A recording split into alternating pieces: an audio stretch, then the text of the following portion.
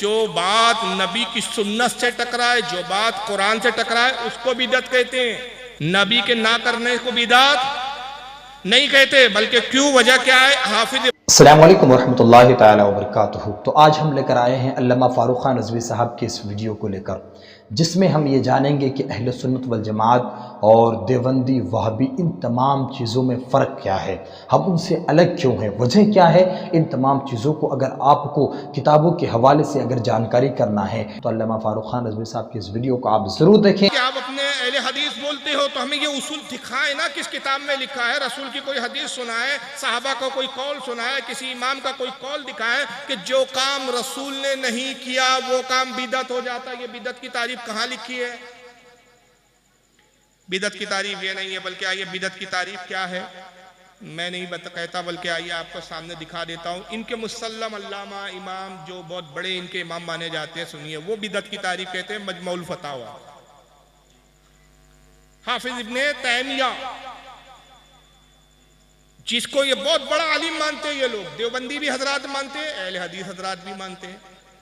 इनके मजमुउल फतावा जिल्द नंबर 18 सफ़ा नंबर 198 क्या बिदअत की तारीफ करते हैं इब्ने तैमिया साहब, जरा सुनियो। कहते हैं वल बिदअतु मा खिलाफतुल किताब व सुन्ना औ इजमा सलफुल अइम्मा मिनल एतिकाद वल इबादात।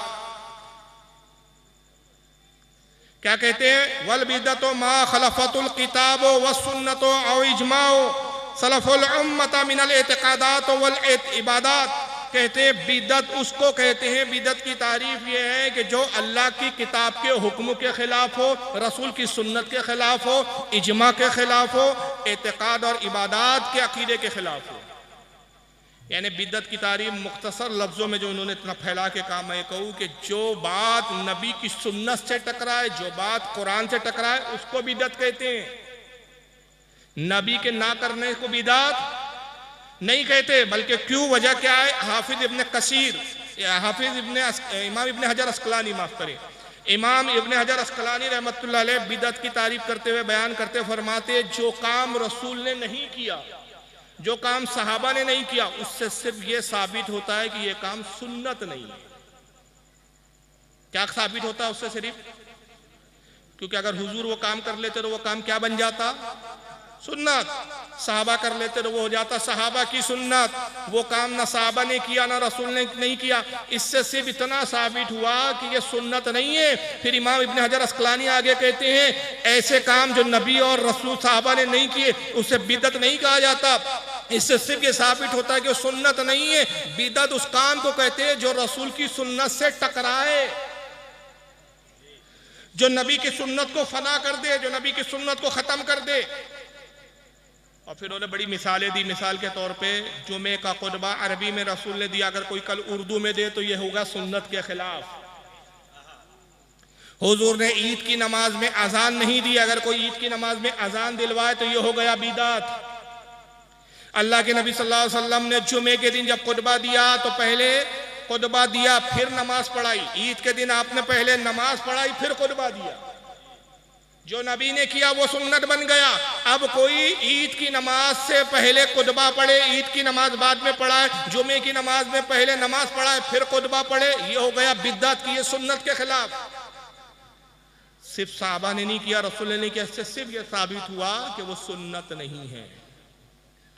अब इनसे सवाल है कि भाई मिलादुन नबी रसूल की कौन सी सुन्नत से टकरा रहा है, कुरान के कौन से हुक्म से टकरा रहा है? अरे जनाब, मिलादुन नबी मनाना तो तौहीद को बुलंद कर रहा है।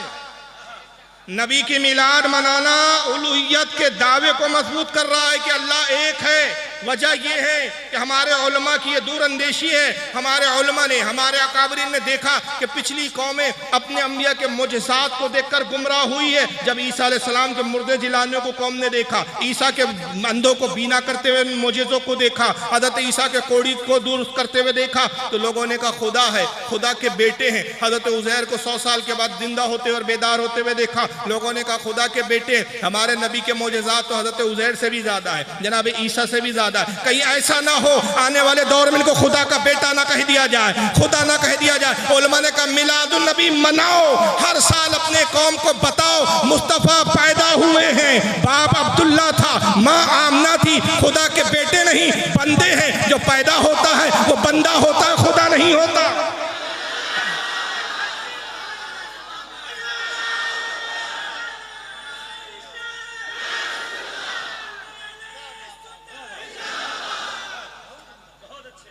जो पैदा होता है वो बंदा होता है। खुदा हर साल याद दिलाते हैं नबी के मोजिज़ा, साल भर सुनते हो, खुदा का बेटा मत समझ लो, खुदा ना समझ लो, जान लो आज पैदा हुए।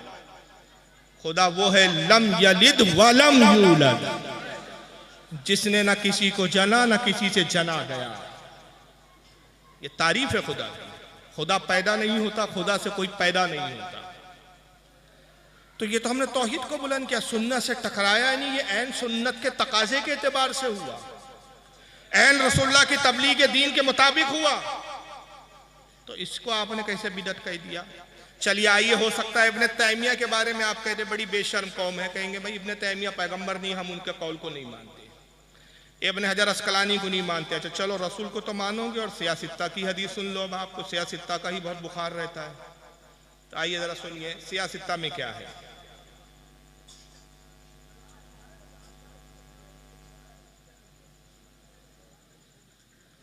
यह है सुनाने इब्ने माजा।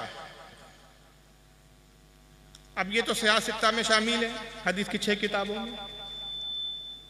और सुनाने इब्ने माजा की हदीस नंबर 3366, और ये हदीस फिर और भी किताबों में मैं आगे नाम बताऊंगा आपको। 3366 अन सलमान अल फारसी रदियल्लाहु ताला अन्हु काला सुइला रसूलुल्लाह सल्लल्लाहु अलैहि वसल्लम अनिस समने वल जुबने वल फिराक। हज़रत सलमान फारसी रदियल्लाहु ताला अन्हु से रिवायत है, वो कहते हैं कि अल्लाह के रसूल सल्लल्लाहु अलैहि वसल्लम से पूछा गया, साहबा ने पूछा 3 चीज़ों के बारे में, या रसूलल्लाह पनीर खाने के बारे में क्या होगा? पनीर खाते हैं, दूध का बनता है। घी खाने के बारे में क्या होगा? और चमड़े का लिबास, जानवर के चमड़े का लिबास। अल-फिरा का तर्जुमा उलमा ने बाद लोगों ने किया चमड़े का लिबास, किसी जानवर के चमड़े का लिबास बनाकर उसके पहनना, इसके बारे में क्या हुक्म है? भाई 3 चीज़ों के बारे में सवाल हुआ, सीधा सीधा जवाब था, हुजूर कहते जायज़ है या कह देते ना जायज़ है, बात खत्म हो जाती। मगर आगा की निगाह देख रही थी, बहुत सवाल उठेंगे आने वाले ज़माने में, तो एक ऐसा उसूल, एक ऐसा फार्मूला, एक ऐसा ज़ाब्ता दे दूं कि उस ज़ाब्ते की बुनियाद पर हर चीज़ के हलाल और हराम की कसौटी तुम मुकर्रर करते चलो। आका ने क्या जवाब दिया? ये नहीं कहा कि जायज़ है या नाजायज़ है, बल्कि फरमाया काला अल हलालो मा अहलल्लाहु फी किताबिही वल हरामो मा हर्रमल्लाहु फी किताबिही व मा सकता अन्हु फहुवा मिम्मा अफा अन्हु। कहा कि सुनो, मैं उसूल और ज़ाब्ता दे रहा हूँ। ज़ाब्ता ये है तुम्हारे लिए कि जो कुछ हलाल है अल्लाह ने अपनी किताब कुरान में बयान कर दिया, जो कुछ हराम है अल्लाह ने किताब में बयान कर दिया, और जिस चीज़ के बारे में अल्लाह रसूल खामोश हो, किताब में उसका कोई जिक्र ना हो, वो तुम्हारे लिए जायज़ व मुबाह है। अब हराम के लिए किताबुल्लाह दिखानी पड़ेगी, जायज़ के लिए इतना ही काफी कि अल्लाह रसूल ने उससे मना नहीं किया। अब जो कह रहे हैं मिलाद बनाना नाजायज़ है, तो उनसे एक छोटा सा सवाल, नबी ने मना कहाँ किया? और ये जवाब में लाते अबू बकर सिद्दीक की दौरे खिलाफत 2 साल उन्होंने मिलाद नहीं मनाया, और हज़रत उमर का दौरे खिलाफत 10 साल उन्होंने मिलाद नहीं मनाया, उस्मान गनी का दौरे खिलाफत 7 साल उन्होंने मिलाद नहीं मनाया, मौला अली का दौरे खिलाफत इतने साल उन्होंने नहीं मनाया, भाई खुलफा राशिदीन ने मनाया नहीं। हम कहते हैं ना मनाना सिर्फ इस बात की दलील है कि ये सुन्नत नहीं हुआ, ना मनाना नाजायज़ से कैसे साबित हुआ? नाजायज़ के लिए ममानियत की दलील चाहिए। बताइए 2 साल में अबू बकर ने कहा मना किया, 10 साल में हजरत उमर ने कहा मना किया, 17 साल में हजरत उस्मान गनी ने कहा मना किया, 7 साल में हजरत अली ने कहा मना किया। आप उनकी ममानियत की दलील बताइए। जब सहाबा रसूल ने मना नहीं किया तो ये मुल्ला जी क्यों मना कर रहे हैं भाई? तो आप मना करके एक नई शरीयत गढ़ रहे हैं। तो जैसा कि आपने अल्लामा फ़ारूक ख़ान रिज़वी साहब की इस वीडियो को आपने देखा कि किस तरह ये मुसलमानों को, अहले सुन्नत वल जमात वालों को और तमाम जो सही मुसलमान हैं उन तमामों से क्या बातें करना चाहते हैं, क्या बताए हैं अपनी किताबों के हवाले से, किताबों के दलील की वजह से। तो आप इनकी वीडियोज़ को ज़रूर देखिए और दूसरे तक आप ज़रूर शेयर करें। इसी तरह और वीडियोज़ जानने के लिए आप मेरे इस चैनल को ज़रूर सब्सक्राइब करें। अस्सलामु अलैकुम व रहमतुल्लाहि व बरकातुहू।